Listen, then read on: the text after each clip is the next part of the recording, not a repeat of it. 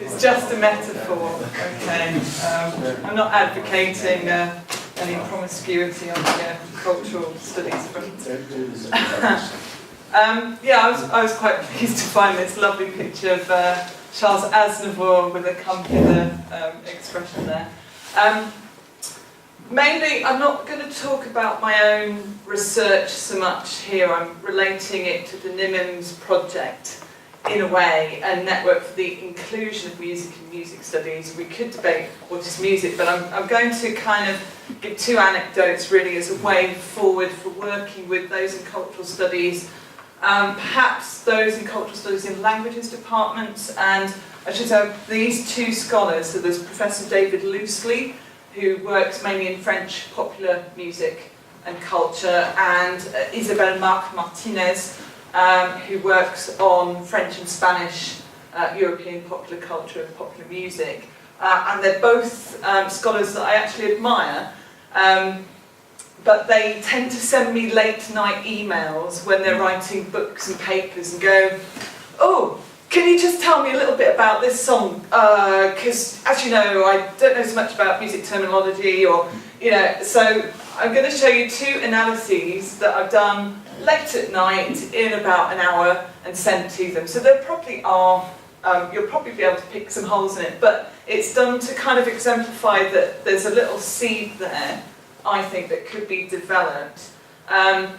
It does also relate to popular music studies. It can also relate to ethnomusicology. So I was just going to mention my research is actually on Cuban music and Cuban music improvisation, which does look at tropes, but there's an awful lot of notation and analysis in there. And a lot of the time, that's not a popular, fashionable thing to have in a book in the current time, with ethnomusicology having more of an anthropology basis bias, I think.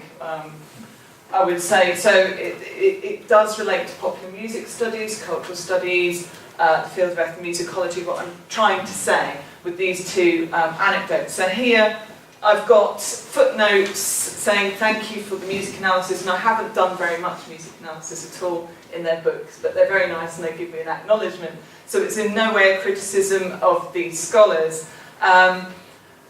but I do think that we do need to be more than just a footnote to these, and we need music analysis embedded into discussions on cultural studies. So that's where I'm coming from, really.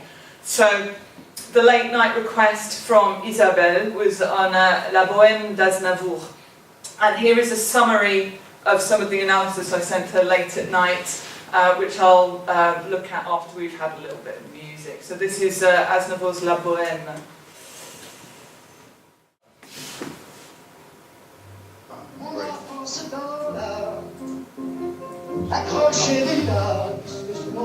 So you can analyse and add to it.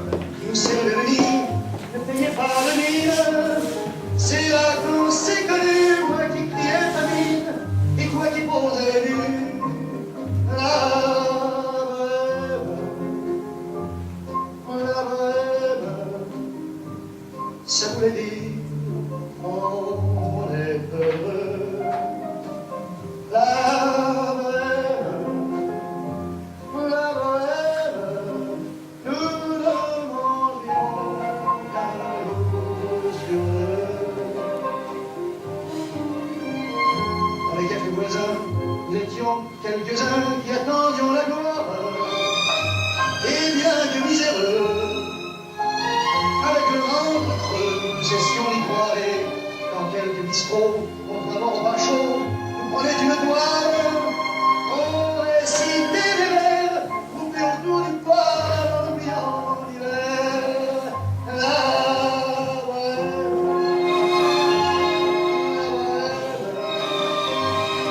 ça voulait dire, tu es jolie. La bohème.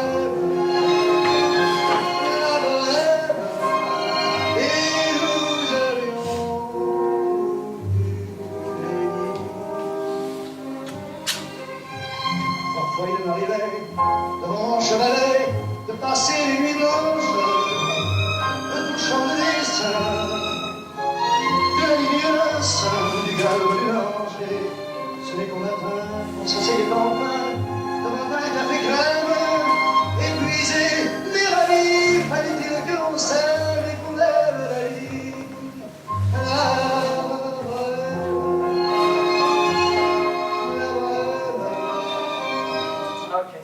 picture there. So Isabelle's paper, if you're interested in Aznavour and nostalgia, is called Aznavour ou le drame nostalgique populaire. So Aznavour or the popular nostalgic drama, if you like. So she asked me to analyse that late at night in the middle of marking or something. So she's summarised what I've done. I'll show you my quick analysis there for her. Le vibrato d'Aznavour dans le style de l'opéra romantique prend les accents douloureux de la perte. I'm sorry, I didn't translate. So Aznavour's vibrato in a romantic operatic style has painful accents of loss. De son côté, la musique, so as regards to music, en do mineur, in C minor. Now, normalement associé au motif funéraire, I know, Philip, we've talked about that.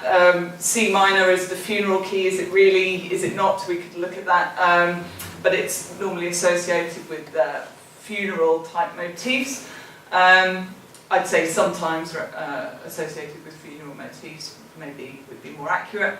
Reprend les styles musicaux du 19e et du début du 20e siècle. So, has musical styles from the 19th and beginning of the 20th century. So we've got waltz, Chopinesque piano, sighing violins, and she calls the romantic imaginary linked to Puccini's opera and stereotypes of bohemian life.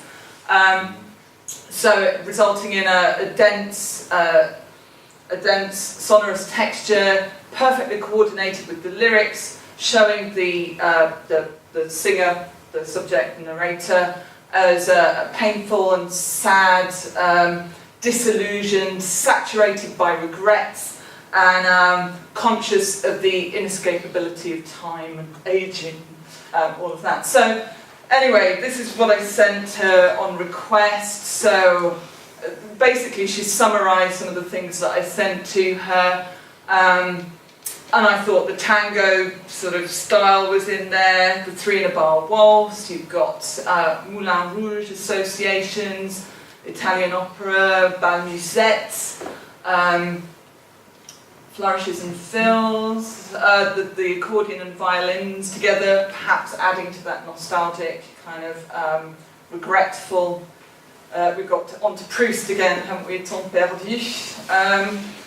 Rising lines in the violin. So I was like saying, you know, we're going to get on to Piaf in a minute because she doesn't regret anything and Aznavour regrets everything, so I thought it was quite fun to put them together. The use of the Wurlitzer and fairground type imagery again, and then the lower brass coming in, so signified to Puccini's opera. So this was just done in an hour later on email, and she summarised it there for her paper. She then goes on to look at all of the different songs in Aznavour's oeuvre and talks about nostalgia and makes some really interesting points about the French attachment to chanson and why it's separated out from popular music, which is one of David Loosley's kind of interests, and why an imaginary past and nostalgia still kind of has pertinence really to French culture.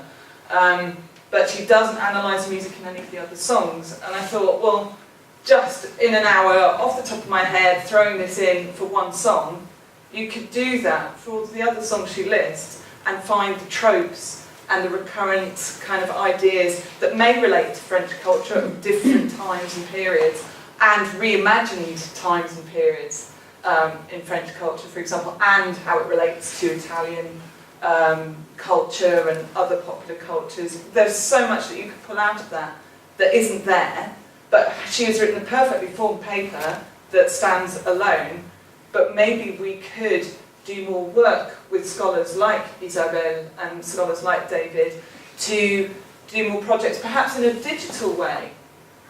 So digital papers where you can have notation and you can have video in the way that Philip does so well, so that we can communicate why there's something missing in all of these accounts. There's something missing, but communicating that something missing is the hard part. And Philip did describe my own analytical work, I think, as it's a bit anorak and nerd-like, but I like it. And so coming from an analyst, maybe that might be why people might not read those analyses from cultural studies. So I think what I'm interested in with the NIMiMS project is how to put what's missing in there in a way that cultural theorists, for example, from popular music studies or cultural studies or all kinds of other media and communication departments as well, and musicology, because musicology often does leave out music, could bring in. So again, I'll give you another example before I come back to those themes. So another late night request from David Loosely was on, he's just brought out a book on Edith Piaf. I don't know, has anybody read this one yet? I've got it on order for the library because I think it will be quite entertaining. He doesn't actually like the music of Edith Piaf, so I wonder how that will be, how that will pan out in France. So he said to me, in my book about Piaf, I think he was saying, clad in a shimmering dress, Lily Piaf sings J'ai dansé avec l'amour with its louche blue notes. So we come to the blue notes, so you'll have a listen to that. Are there any blue notes, he asks, in her performance of the song? And if not, how would you technically describe those bluesy, draggy, slurry notes she performs? Maybe she's had, I don't know if she wrote. Anyway, you can see what I mean about not having any technical vocab, says David.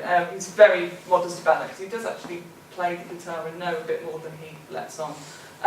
Thanks for any help you can give, David. So before I show you how I analysed it, you might have some extra things. So let's have a little bit of Edith Piaf. And again, my analysis isn't comprehensive. It was done probably again, maybe in half an hour, this one, late at night on email. And I haven't seen how it comes out in the book, but I can guarantee that there will be a little acknowledgement or a footnote. He's given me a footnote for some tiny little bit of analysis previously in popular music of France. So, you know, these are small gestures, but they could be expanded, is really what I'm advocating. Okay, here we go. So a bit of Piaf now, who doesn't regret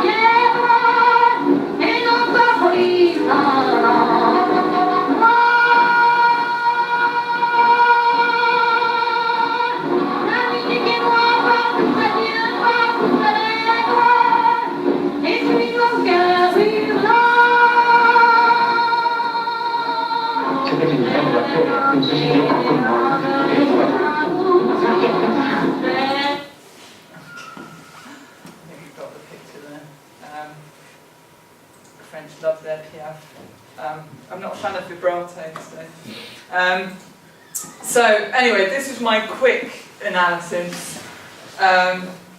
Just to say we've got flattened thirds over all the seventh chords, but I found it quite plodding. So she imitates the lip-ups of the trumpet on the introduction, but my feeling was she neutralised the jazz tendencies. Small slides up to the notes, but despite the backing band having elements of jazz phrasing, for example, it sounded much more like a march to me, a relentless march. But there are lots of different musical ingredients in there. And I did say, I would quite like some time to do a little bit more on this because it's quite interesting. And then I just added what's with the elbows because I don't know. Does anybody know why Edith always did that? Was it before the age of deodorants? Pull-ups? I don't know. Anyway, you can think about that one. But I do think, again, this is just a really first impression. And if I could go back to it, transcribe elements of it, look at it in more detail, I might find other things in there that would complete the picture. And again, if you did it to other songs in that repertoire or other songs that he perhaps has analysed in his book, you might find there are certain tropes and certain styles which are more prevalent, which would give a bigger picture to her background and to the cultural background and to the music and why the music works and what is the attraction of Piaf for many French people musically as well. So really these were just two little things that whisked by in my inbox, and they are very good scholars and they are really interesting, but there isn't enough music analysis in their work as far as my interests are concerned, and I think we need perhaps to advocate for more music as sound within cultural studies than there is, and perhaps a way of doing that would be to do collaborations, would be to think about more original ways of presenting work. For example, previous speaker talking about ways in for people who haven't done, you've got your book for non-musos, but actually I think that's actually still too hard for a lot of them, whereas your videos get to the point very, very quickly. So perhaps digital papers might be, mixed media papers would be a way to do that. Now here I've brought in a quote from my own book, which talks about ethnomusicology and the bias towards anthropology. I have used Kofi Agawi's work on playing with signs and analysing music and different ways of analysing music in my own work. But I have come across quite a lot of opposition to analysis. But interestingly, the British Forum for Ethnomusicology did a conference together with the Society for the Association for Analysis of for World Music, Association for the Analysis of World Music, and they came together last year. And a lot of ethnomusicologists I know more on the anthropology side said, "Sue, you must be loving this because there's all this analysis." And I said, "You know what? I'm really bored." There was nobody there, but because a lot of the analysis was not engaging with culture. And it was so far removed from culture that I found it wasn't a living thing. And yet I do like to get anorak and I do like to go deeply into it, but contextualise. So I think, there are struggles within musicology, within ethnomusicology. In America, the music theory side is more developed than in the UK, for example. But again, we've got an Anglo-American bias to a lot of musicology in the UK.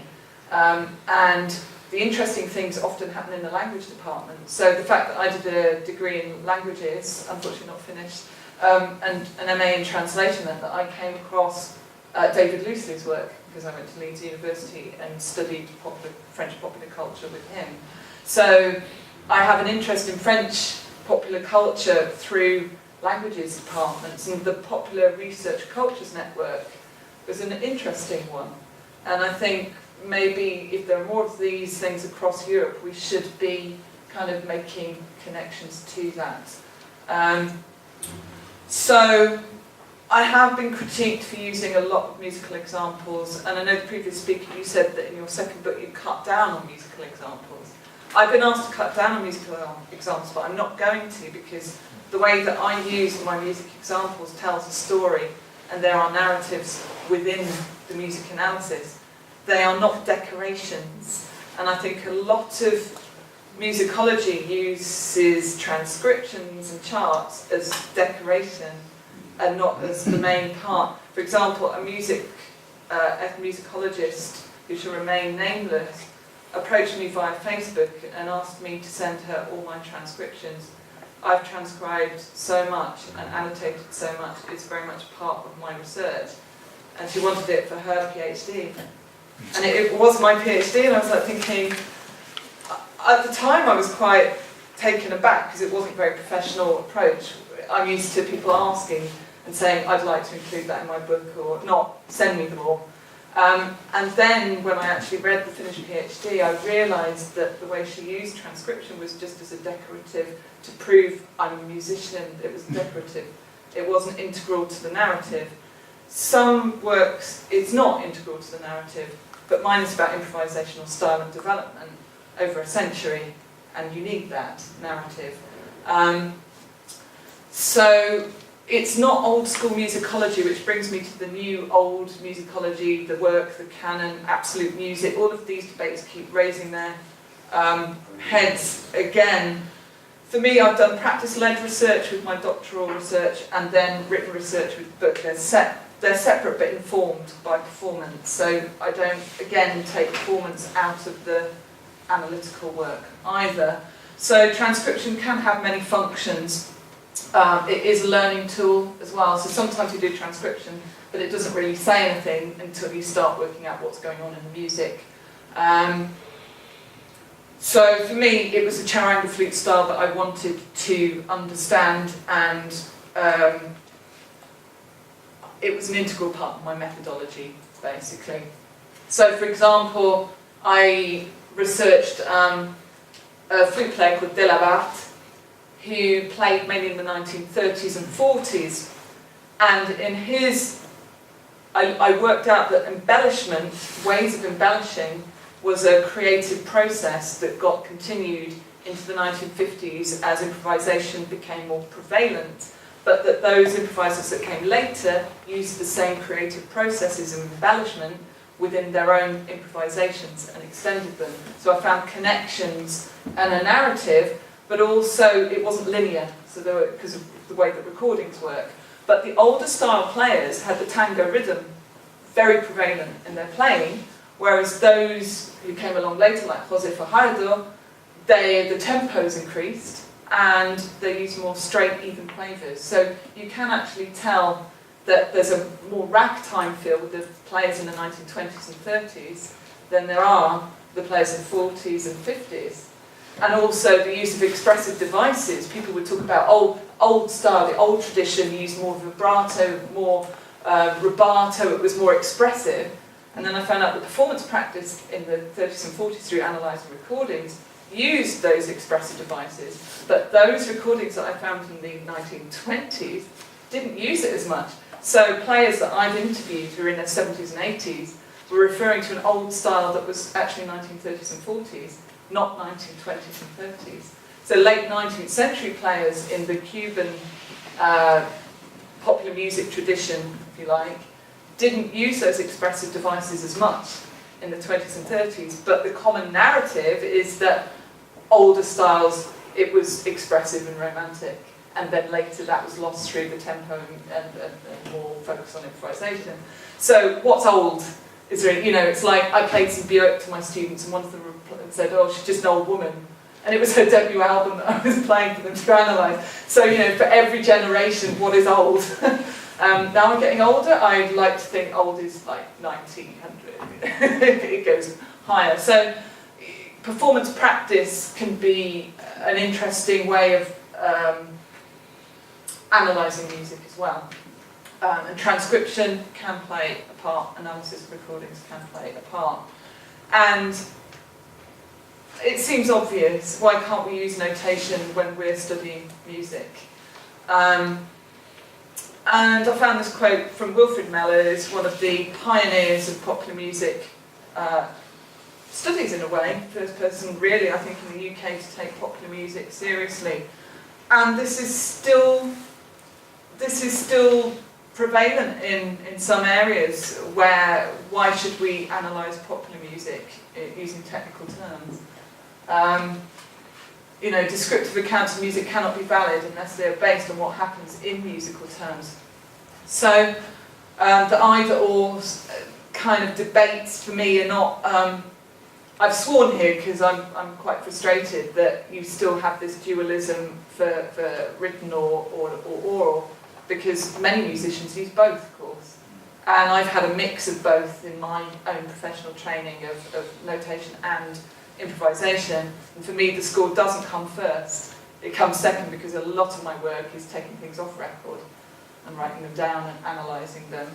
And I think Philip tags words are important, because there's an argument that if you don't have the terminology, terminology, I wrote it later now. If you don't, oh, that's ironic. If you don't have the words to describe something, there's an argument, do you hear it? Then again, if you have the wrong words, you may be hearing it in the wrong way. And if you come from one particular music tradition, you may focus on an aspect of the music which is less important for those practitioners.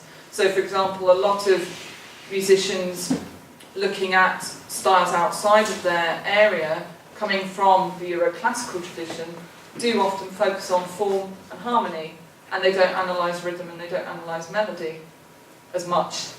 And that's quite interesting as well. So I've just read a PhD that does exactly that. So that's quite interesting as well. So we always have to critique our own assumptions. So you could say that's critical musicology.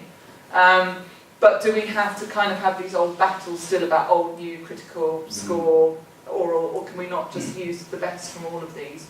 For me, notation is not elitist.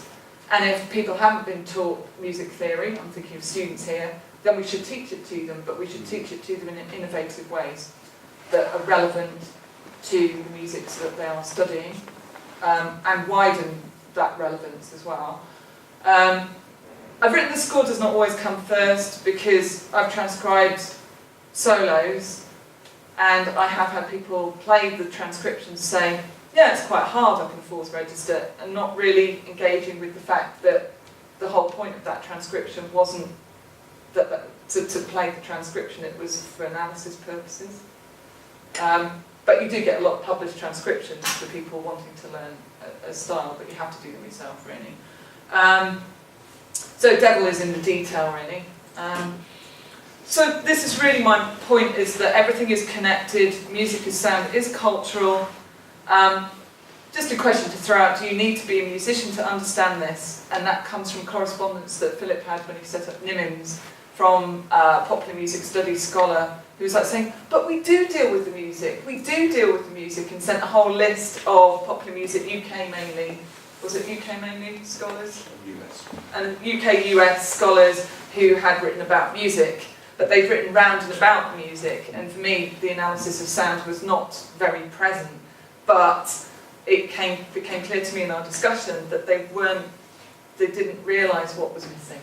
So I think the role, one area for NIMiMS for me, that interests me, is showing what is missing.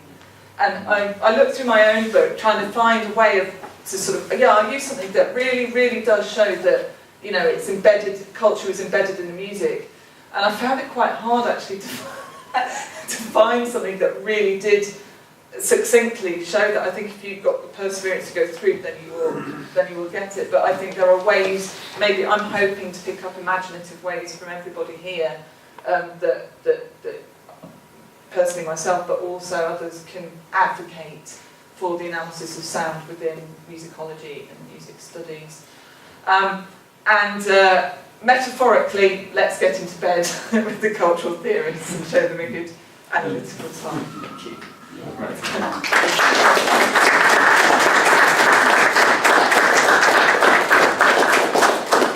Right, any questions, comments? Yes, please. About those decorative examples, notation examples, that's, I think it's very true, and I myself try to cut out unnecessary notation examples, you said words are important. I try to verbalize things as much as I can, and if I succeed, then I use the notation.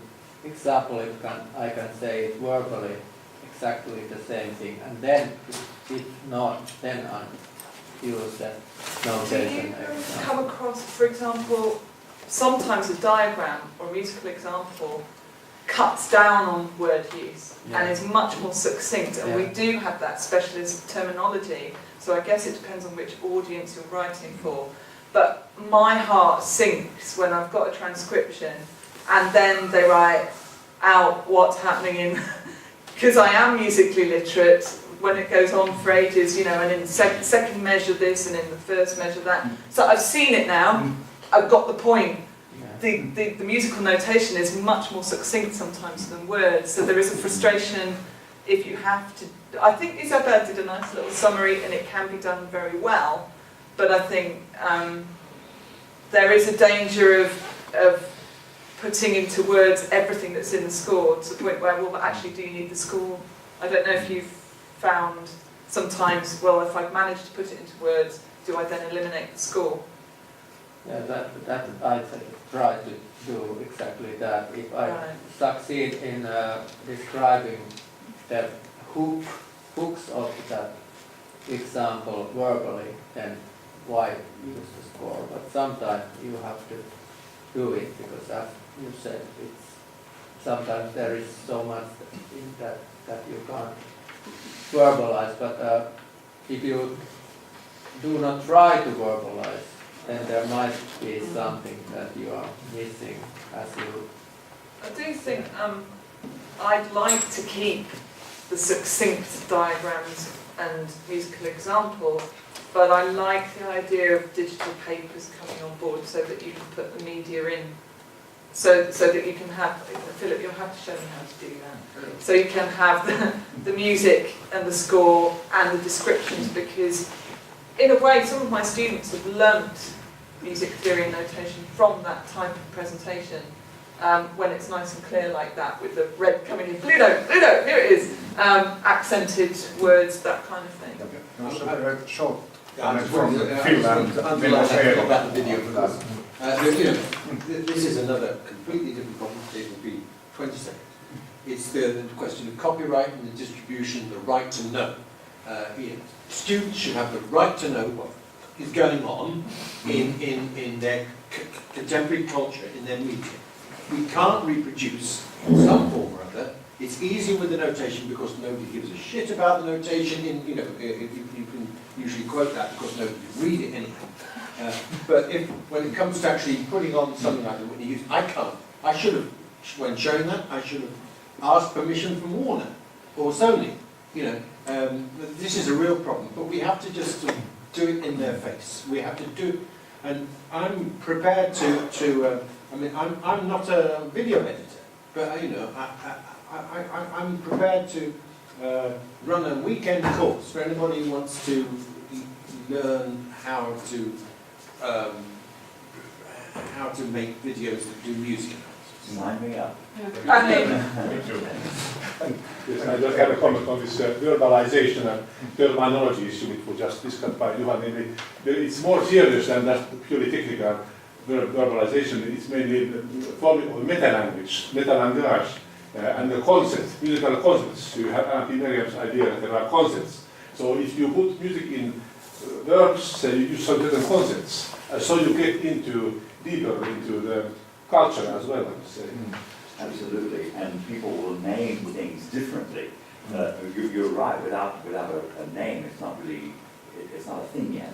But people look at complex scores, and they hear different structures. This is why we have competing arguments about these deep structures, of these functional chords, whatever it may be, of these semiotic entities, and so we can look at a complex entity and name it any number of ways.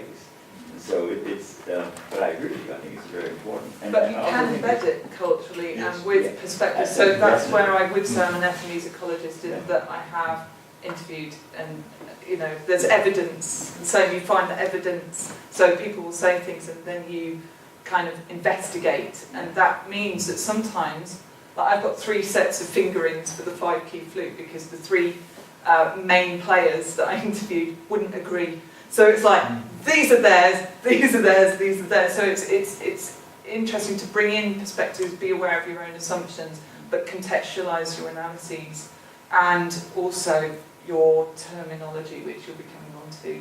And as Phil has often pointed out, much popular music is not amenable to notations.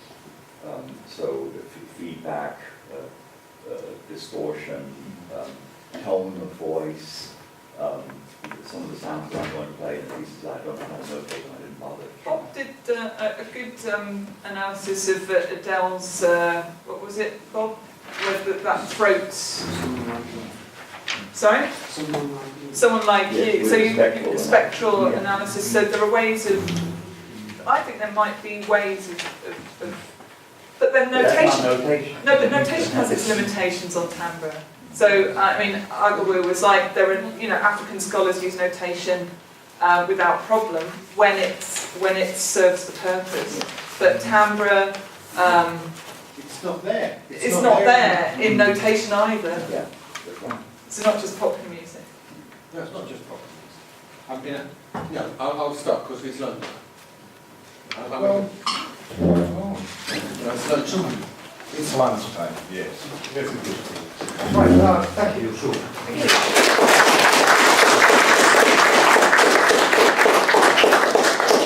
Right, then let's have some runs. At least piano is a nice restaurant, about 10 euros. Also,